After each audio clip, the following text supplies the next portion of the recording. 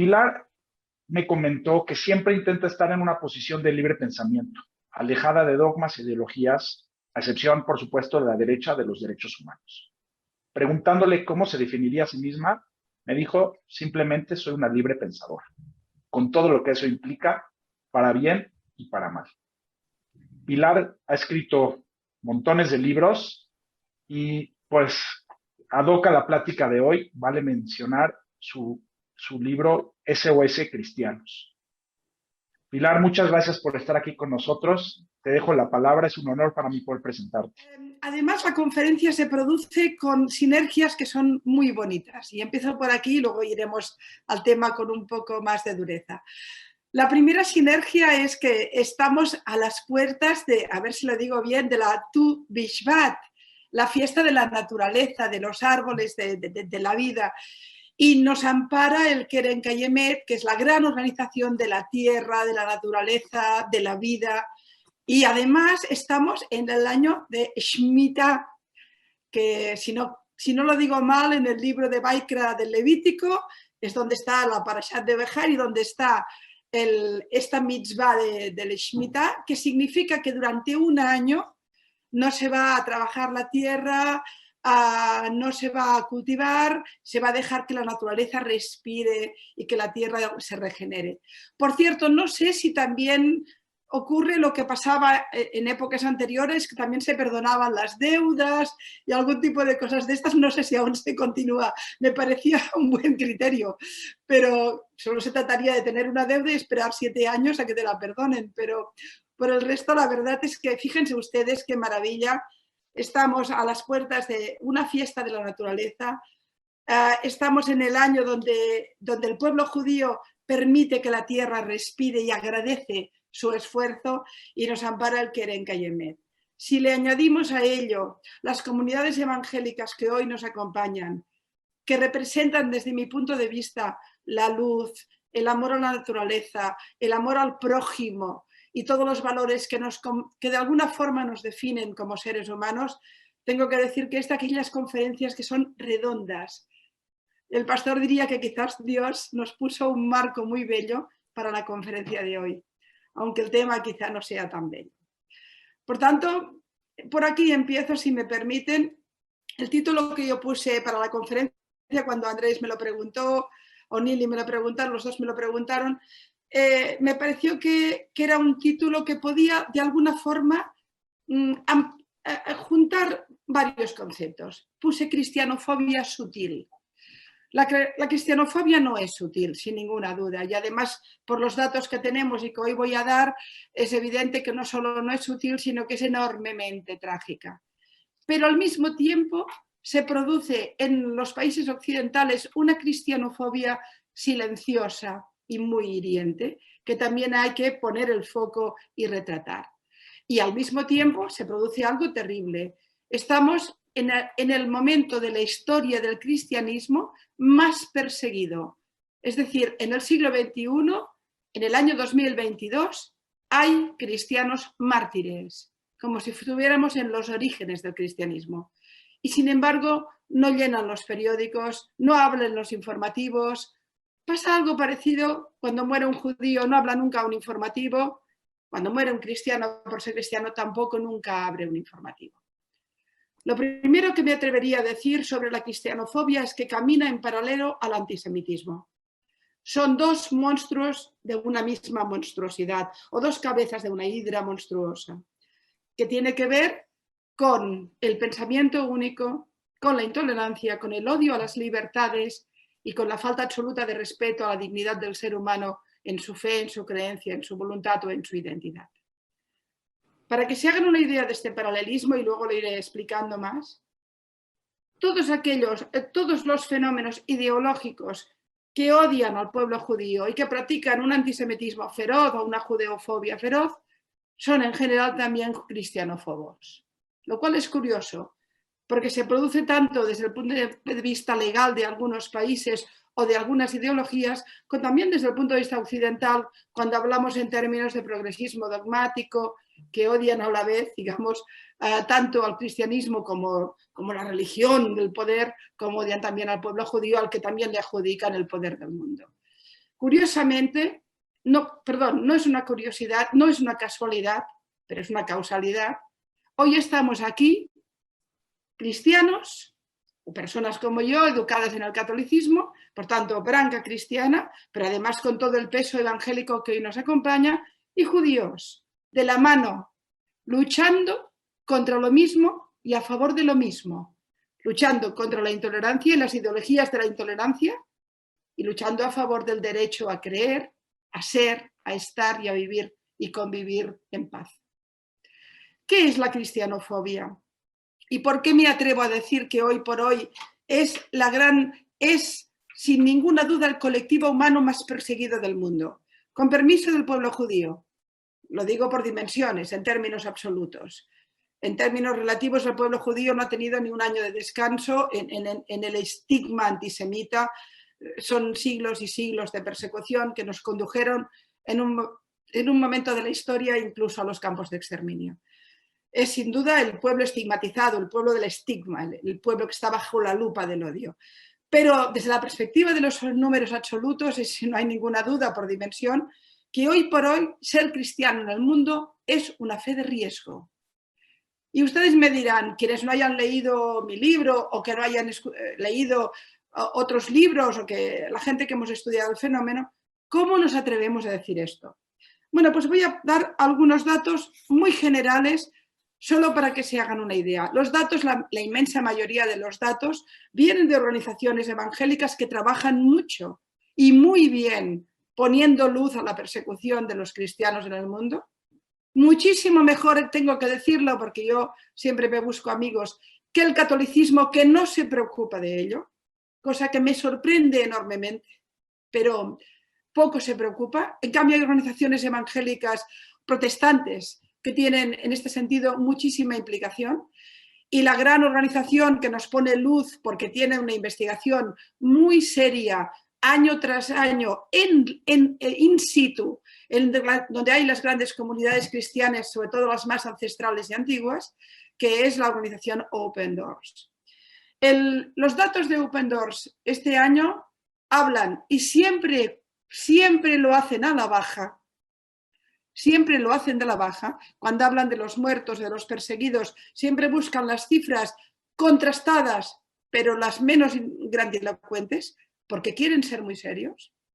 Hablan de que en el 2021, 340 millones de cristianos en el mundo estuvieron en situación de discriminación sutil, severa, muy severa o extrema. De este concepto, de estos 340 millones de personas, de comunidades cristianas que tienen algún tipo de persecución por su fe religiosa, que se convierte muy a menudo también en una identidad en ella misma, de esos 340 millones, la mitad de los países perseguidos están en 4 países: en la India, en Nigeria, en China y en Etiopía. Y de los 10 peores países del mundo para vivir como cristiano, 8 de ellos están bajo el Islam, 2 de ellos no. Hagamos un pequeño ranking en la línea de Open Doors, porque no hay mejor ranking, desgraciadamente, para conocer esta situación que lo que hace la organización evangélica. ¿Qué países tienen este año el honor de encabezar el top 10 de países donde ser cristiano puede ser un riesgo evidente de muerte, un riesgo clarísimo e inequívoco de persecución, un riesgo de discriminación absoluta y que además puede significar, en cualquiera de los casos, incluso la necesidad de salir del país o convertirse a otra fe? Desde hace 20 años, el ranking de los peores países del mundo en la persecución a las comunidades cristianas es Corea del Norte. Como pueden imaginarse, no me voy a entretener en cada país, pero en el caso de Corea es porque si hay un solo Dios, que es el presidente de Corea del Norte, a la cual se le dedica un culto mesiánico, no puede haber un Mesías de otro tipo, que no sea solo el dictador. Pero desgraciadamente, a pesar de que año tras año hay la esperanza de que esto varíe, no solo ha empeorado, sino que se ha recrudecido aún mucho más la persecución cristiana en Corea del Norte. Al mismo tiempo que, por ejemplo, los niños de las escuelas en Corea del Norte que estaban obligados a 30 minutos diario, incluso ya en parvulario, de adoración del líder máximo, ahora han pasado a tener la obligación de 90 minutos. Es decir, que hablamos de un culto hipermesiánico que intenta destruir cualquier otra, digamos, dimensión de liderazgo, ni que sea moral o religioso, como en este caso el cristianismo. ¿Qué Mesías más luminoso que Jesús? Por tanto, ¿qué odio más abierto y frontal que el que tiene el régimen de Corea del Norte con el cristianismo? No es casual, pero la persecución es terrorífica. Encontrarte un rosario, encontrarte un libro de oraciones, que un vecino te denuncie porque le ha parecido que estaba haciendo un rezo cristiano, implica inmediatamente los campos de trabajo forzados y muy probablemente la muerte. Esto es Corea del Norte. Pero a partir de aquí tenemos algunas sorpresas en el ranking de este año. Afganistán es el segundo país peor, no es una sorpresa, aunque ha variado porque estaba un poquito más bajo, ha subido.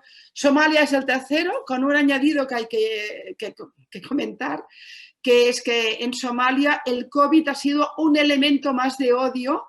Fíjense ustedes que los que estudiamos el antisemitismo sabemos que ha habido corrientes del pensamiento antisemita que han utilizado ese odio a los judíos para culparlos del COVID, pero Al-Shabaab en Somalia ha culpado a las familias cristianas y al cristianismo del COVID. Imagínense a qué nivel llegamos. Somalia es el tercer país. Ya voy rápida para no marearlos. Cuarto Libia, quinto Pakistán, 6 Eritrea, 7 el Yemen, 8 Irán, 9 Nigeria y el 10º país, subiendo puntos cada vez más deprisa y con mucha preocupación, la India, que es el segundo país del ranking de 10 países que persiguen al cristianismo que no es islámico. Para que se hagan una idea, cuando yo hablo con alguien y le digo ser cristiano es muy difícil en el Islam, la gente pensará en Arabia Saudita. Bueno, pues Arabia Saudita está en el punto 14 de la lista. Hay 13 peores por encima. Y a pesar de que conocemos las leyes de la Sharia, lo que significa para la fe cristiana, ya no por supuesto para el judaísmo.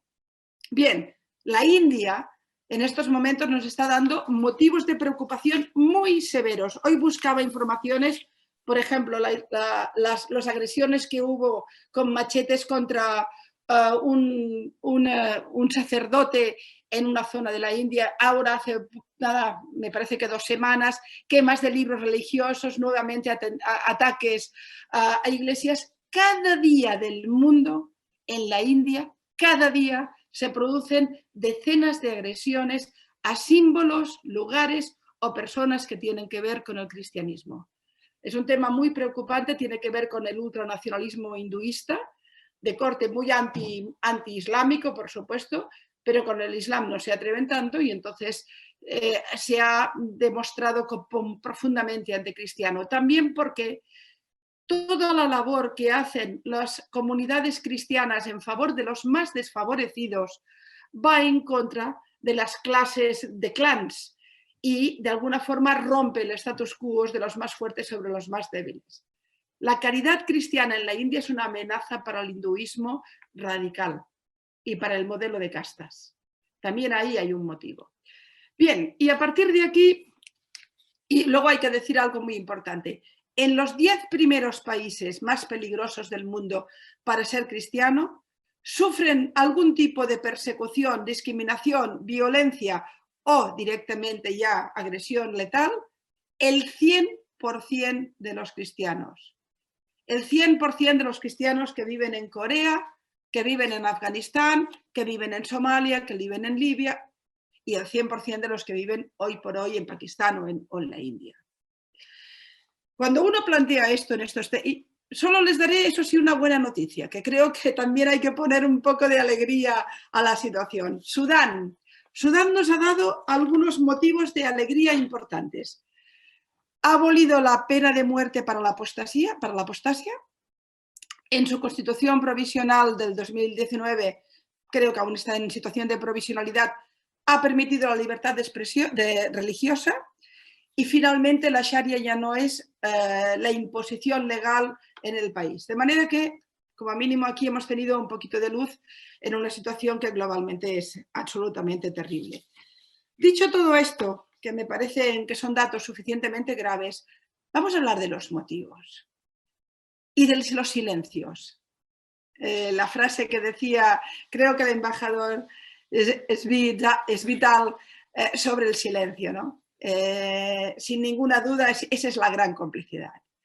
¿Por qué? Si yo tengo razón, humildemente, o si tienen razón las grandes organizaciones evangélicas que monitorizan la persecución de los cristianos en el mundo, si los datos están ahí, si hemos visto cómo han sufrido ni pieza étnica los caldeos, los asirios, los coptos, cómo ha habido voluntad de hacer desaparecer comunidades religiosas que llevan 2000 años de historia a sus espaldas, muchos de ellos que aún hablan arameo, o que incluso en el caso de los coptos hablan el egipcio antiguo, al menos en los rituales religiosos. Hablamos de comunidades enormemente ricas en patrimonio religioso, en patrimonio de fe y en patrimonio cultural, en patrimonio de la humanidad. Cómo estos colectivos humanos que llevan 2000 años de historia a su espalda, hoy por hoy están en una situación tan crítica y en tantos países del mundo tan brutal y severamente perseguidos. ¿Y cómo es que no es un escándalo? Esto Hernán lo sabe bien porque me ha oído muchas veces. Eso nos preguntamos también cuando hablamos del antisemitismo. O cuando hablamos del debate sobre Israel y el pueblo de Israel. ¿Cómo es posible que Israel sea una democracia que lucha contra todos los enemigos posibles para sobrevivir, que a pesar de todo ha conseguido ser una democracia solvente, económicamente activa y próspera, y que además da una enorme capacidad de bienestar a sus ciudadanos árabes y judíos, pero que vive permanentemente en una situación de amenaza y de hostigamiento? El único país del mundo que permanentemente es amenazado con desaparecer, el único del mundo donde hay presidentes de gobierno que dicen que si tienen una bomba atómica la van a tirar sobre ellos. ¿Cómo es posible que ese país permanentemente sea el malo de las noticias, de las portadas, de los artículos de opinión, de las manifestaciones universitarias, etcétera, etcétera? Lo sabe bien Pastor en México, lo sabemos los que viajamos a menudo en Argentina, lo sé muy bien perfectamente lo que ocurre en Europa, en Francia, en España, en Bélgica, etcétera. ¿Qué les voy a contar en mi Cataluña sobre el odio profundo y ese antisemitismo de nuevo cuño, disfrazado de antisionismo, que sufre el pueblo judío y específicamente en este caso el pueblo israelí? Alguna vez me he preguntado, teniendo la razón ética, la tienen, porque la lucha de Israel por sobrevivir también es una lucha a favor de que los palestinos también puedan sobrevivir en paz y vivir en paz en un futuro razonable. Si esa es la razón ética, ¿por qué no nos dan la razón periodística o política? ¿Y por qué, en paralelo, si hablamos de 340 millones de cristianos en situación de discriminación, vulnerando países miembros de la ONU, ese apartado de los derechos humanos que dice que todo ciudadano tiene derecho a su fe religiosa, cómo es que esto no nos preocupa? ¿Por qué mi libro SOS Cristianos y tantos otros? ¿Por qué es algo extraño? ¿Por qué no hay decenas? ¿Qué ocurre? ¿Y quién los persigue? El apartado de quienes los persigue y los motivos. El cristianismo sufre tres tipos de persecución. Open Doors hablaba exactamente de los 8 motores de persecución: la paranoia dictatorial, el ultranacionalismo religioso, el caso hinduista, la opresión tribal, quizás el caso de Nigeria con las tribus que han hecho grandes matanzas en aldeas nigerianas. Nigeria es un país terrible, país precioso, pero terrible en términos de persecución cristiana. En la media es alrededor de 2000 cristianos muertos por año en Nigeria. Asesinados por ser cristianos. Alrededor una media de 2000. Tengo la cifra exacta, pero no me quiero equivocar, no sé dónde la tengo. Pero la media es de 2000. Si tenemos alrededor de 4000 cristianos muertos al año, más o menos, poco arriba, poco abajo, en los últimos datos que podemos tener, la mitad mueren en Nigeria. En otros países no mueren, pero la persecución, como bien saben, es terrible y es severa. Y luego se alimenta el odio, la cristianofobia se alimenta en libros de escuela de muchas madrazas coránicas. No solo se alimenta el antisemitismo, también la cristianofobia. Porque nunca olviden algo que es importante, lo digo cuando hablamos del antisemitismo. Las ideologías que enseñan a odiar a los judíos también enseñan a odiar a los cristianos. Porque a quienes enseñan a odiar es a aquellos que creemos en la libertad y en las sociedades multiculturales, multireligiosas y en convivencia. El islamismo, como concepto ideológico, no se equivoquen, por supuesto que tienen el primer ranking de odio y de educación en el odio a los judíos. Los libros antisemitas triunfan en los países donde el islamismo radical domina la situación. Pero al mismo tiempo también odian a los cristianos. Lean ustedes los libros en primaria, en secundaria y en la universidad de las escuelas de Arabia Saudita, que ya en su momento la House americana ha estudiado con mucha precisión y se ha alarmado. Estos serían los motivos, continuamos, la opresión islámica, como decíamos, la hostilidad etno-religiosa, la opresión comunista y la poscomunista y la intolerancia secular.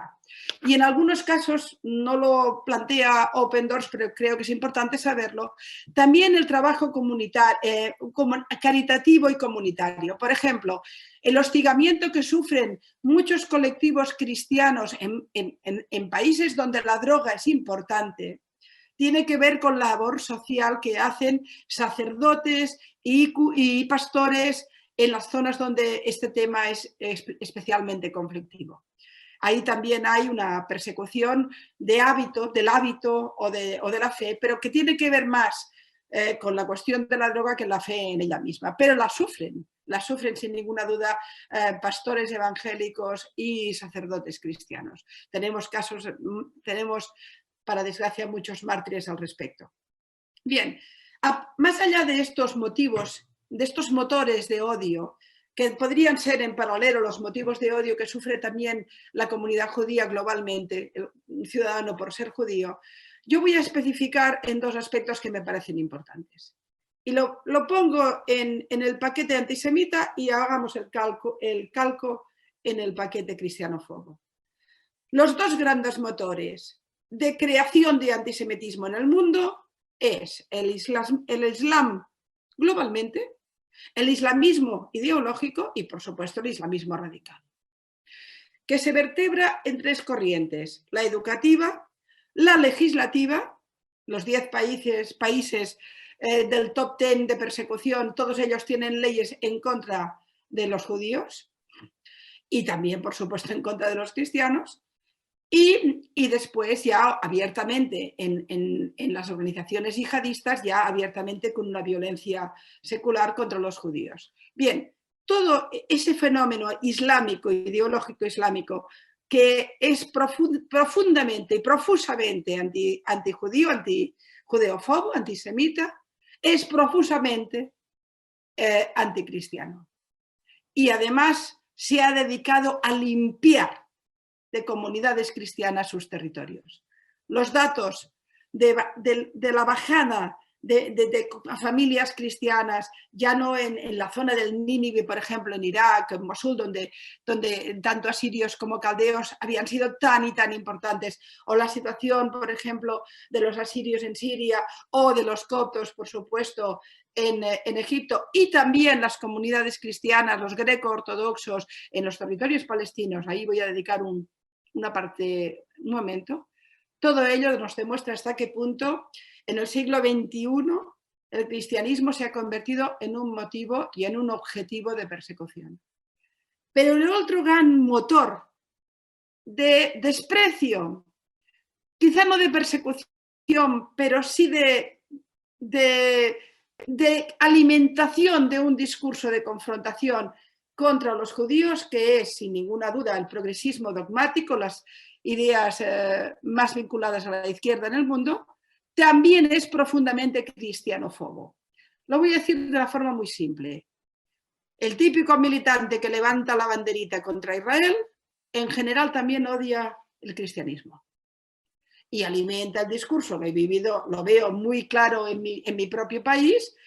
No es un discurso de odio en sentido frontal, pero es esa cristianofobia sutil, ese desprecio, que se produce especialmente en el catolicismo, por ejemplo, en países donde son tradicionalmente católicos, como España, Italia, quizá Francia, pero que también se produce hacia cualquier comunidad cristiana por el simple hecho de levantar la fe.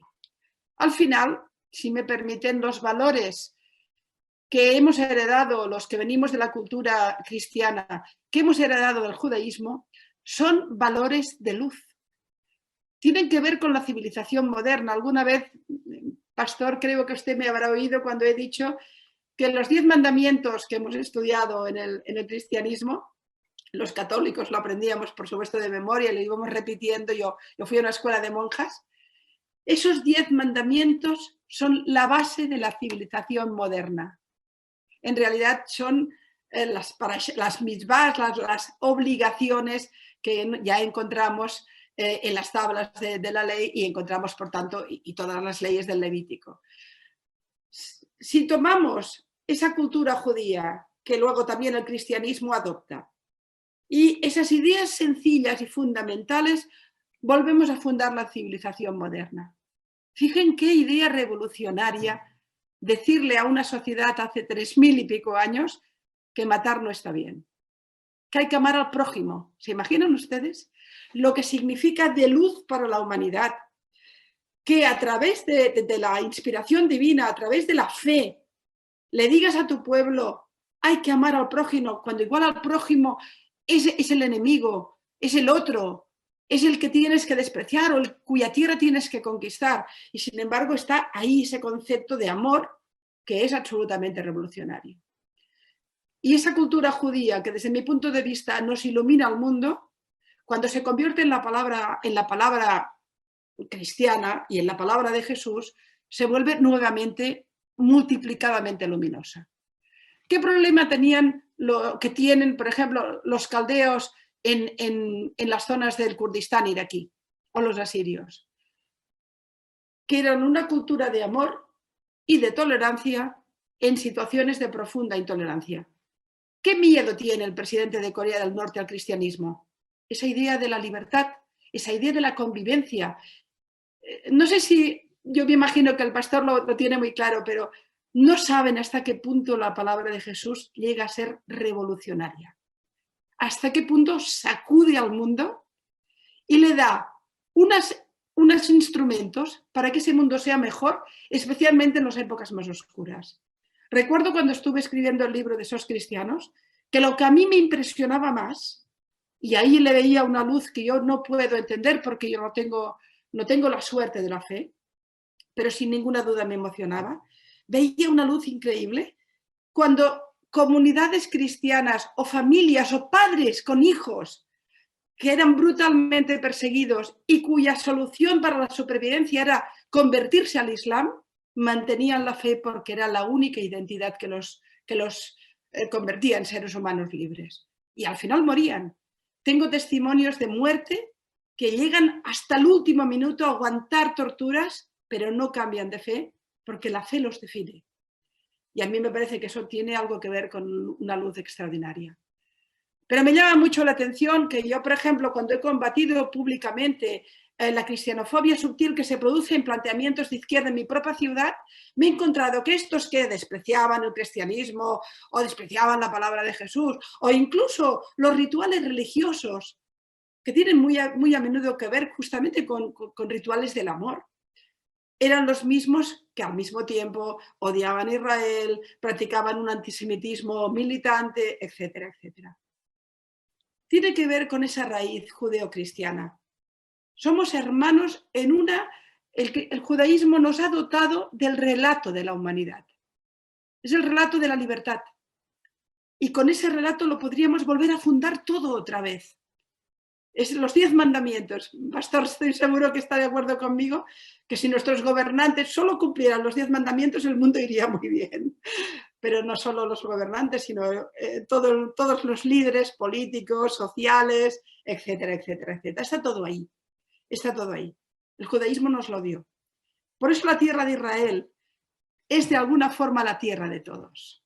Y en este sentido yo creo que los evangélicos hacen un trabajo extraordinario de volver a esa fuente que es la tierra de Israel, porque es la fuente de la humanidad. No tengo ninguna duda que también en este sentido muchos de ustedes son despreciados por ese amor a Israel, porque toda persona que se sitúe en esa posición cae en el paraguas del odio antisemita. De manera que muchos colectivos cristianos que abiertamente son pro-israelíes también caen en esa prisma de odio del antisemitismo. Son hermanos de sangre en el sentido más metafórico del término y también hermanos de esperanza. Yo creo que hoy, por eso decía al principio de la conferencia que era un día como luminoso, porque nos ampara la fiesta de la naturaleza, nos ampara una fundación que ama la tierra, que fundó el concepto ecológico, de alguna forma es socio fundador de la ecología mundial, que ha conseguido que en una tierra desértica de golpe hubieran millones de árboles, que ha creído que trabajar la tierra era el inicio de recuperar una nación. Y ahí tenemos un Israel floreciente, pero empezó con los árboles y las naranjas. Y empezó con el Keren Kayemet trabajando esa tierra. Y además estamos imagínense qué cosa maravillosa en el Shemitah, que es la idea de decirle al pueblo judío: ustedes que trabajan la tierra, déjenle un año descansar. Están trabajándola 6 años, pero el 7º, dejen que respire. El respeto a la naturaleza. Ahora que estamos en pleno debate sobre el cambio climático, ¿cuánto podríamos aprender de la Biblia o de la Torá? ¿Cuánto podríamos aprender de estas ideas, de estas fiestas? ¿Se imaginan que el mundo tuviera un año donde la tierra respira? ¿Que hiciéramos como los judíos? No, impensable. Pero es impensable porque vivimos en un tiempo, y de ahí por eso las comunidades cristianas son perseguidas de esta forma tan feroz, allí donde las ideologías totalitarias han cuajado, o donde empiezan a cuajar Corea, India, Afganistán, Somalia, allí donde hay lo peor de las ideas del mundo, las ideas del mal, es donde los cristianos son más perseguidos porque mantienen ese cáliz de luz. Creer en la humanidad, creer al prójimo. No hay nada más brutal. Cuando le dices a alguien que un principio fundamental de la vida es amar al prójimo, lo desmontas. Destruyes los prejuicios, los estigmas. Creas un relato de futuro allí donde están destruyendo un relato de vida en el presente. No quiero alargarme mucho porque creo que hay alguna pregunta y me parece que llevo un poco de tiempo. Déjenme acabar de cerrar el círculo del análisis de este paralelismo que hoy he querido hacer porque además creo que es cierto. Que tenemos un problema con el Islam es evidente y negarlo solo es ir por el mundo ciegos. Por supuesto no con los ciudadanos que tienen su fe en el Islam. Yo respetaré siempre el Dios de los otros. Y por supuesto millones de personas en el mundo que son musulmanes son excelentes personas y a lo mejor son mejores personas gracias a su fe. Y ese respeto a la fe de los otros es la única posibilidad que tiene la humanidad. El respeto al otro, al prójimo, también en su fe. Por tanto, cuando hablamos en estos términos sobre el Islam, no hablamos de esa persona que vive en Doha o que vive en cualquier ciudad de Pakistán o quizás en un barrio de París o de Barcelona o de México y que ama a sus hijos y a su familia y a su gente y respeta a sus vecinos y cree en Alá y en el profeta Mahoma. Ese no es el problema. El problema está cuando las ideologías rescatan esos conceptos que tienen que ver con la vida y con el respeto y con la fe religiosa y los convierten en ideología sanguinaria, agresiva, prejuiciosa, intolerante, etcétera, etcétera. Y hoy por hoy, de los millones de ciudadanos musulmanes que viven en el mundo, los que viven en la tierra del Islam una inmensa mayoría de ellos no son educados en la tolerancia o en el respeto a otras religiones y a otros ciudadanos, sino desgraciadamente en la intolerancia más absoluta. Después pueden crecer y madurar en otros principios, pero les aseguro que las 100.000 madrasas coránicas que hay en Pakistán no estudian ideas de libertad, la inmensa mayoría de ellas. Y ahí tenemos un problema, tenemos un huevo de la serpiente terrible. El pueblo judío y Israel en concreto, sin ninguna duda, sufre de esta ideología intolerante, una ideología totalitaria que a pesar de hablar de Dios es profundamente nihilista porque cree en la muerte. Y todo este fenómeno es el fenómeno que está atacando masivamente a millones de cristianos, especialmente en Oriente Medio, en Asia y en los países que hemos comentado.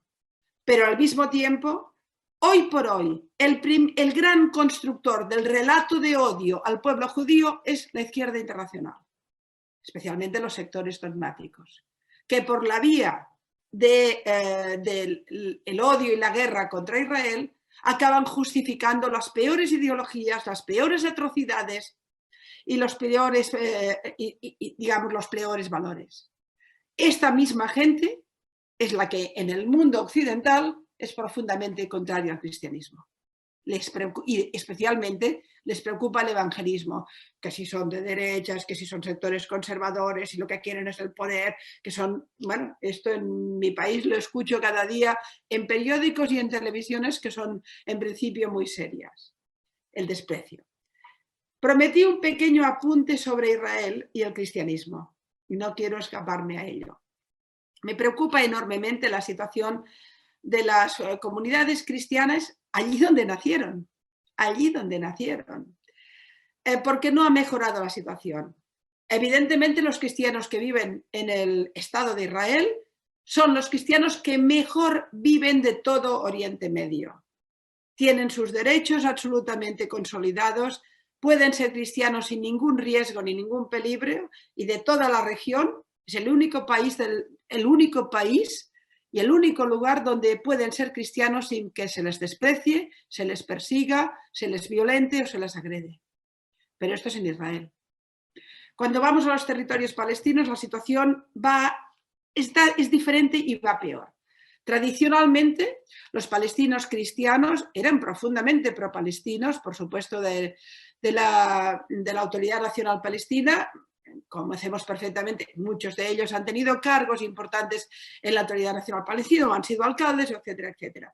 Y es evidente que esto continúa así, pero hay muchos sectores jóvenes de todas estas comunidades cristianas que su situación ha empeorado, porque la ideología islamista radical, como es inequívocamente cristianofoba, ha acabado complicando mucho la situación de los cristianos que viven en las zonas de los territorios palestinos.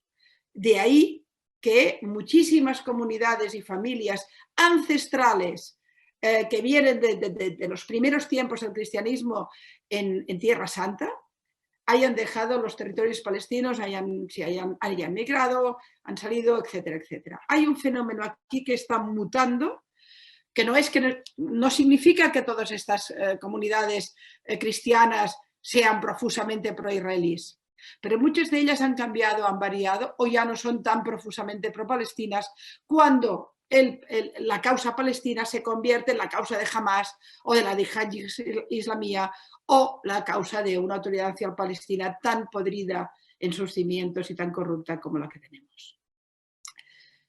En fin, cierro el círculo. Hemos comenzado hablando de hermanos de persecución y también de esperanza.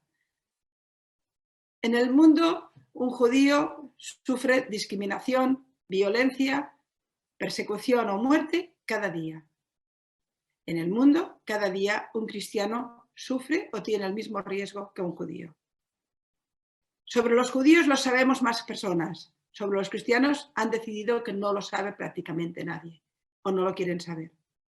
Y en el caso del cristianismo, ¿por qué el silencio en los países de cultura católica o protestante? Porque es un tema incómodo. Porque son comunidades cristianas antiguas, alejadas porque no están cerca de los poderes económicos, porque quién se mete con el Islam, porque quién se mete con ese lío. Bueno, al final es lo mismo de siempre. Yo soy del Barça, del Fútbol Club Barcelona. He visto con mucha pena cómo mi equipo ha ido a hacer un partido de la Supercopa con el Madrid en Arabia Saudita, país donde las mujeres no tienen ningún derecho garantizado. Pero todos contentos porque el fútbol compra las voluntades. Y pronto vamos a hacer un gran campeonato en Qatar, país que ha construido sus estadios con esclavitud. Y que, por supuesto, además, como bien sabemos, ha financiado y ayudado al Daesh en muchas ocasiones. Este es el mundo en el que tenemos. Me alegra saber que cristianos y judíos, muchos caminamos juntos en la misma lucha, contra la intolerancia y a favor de la tolerancia, contra la esclavitud y a favor de la libertad, contra el odio y a favor del amor. Amor al prójimo. Gracias.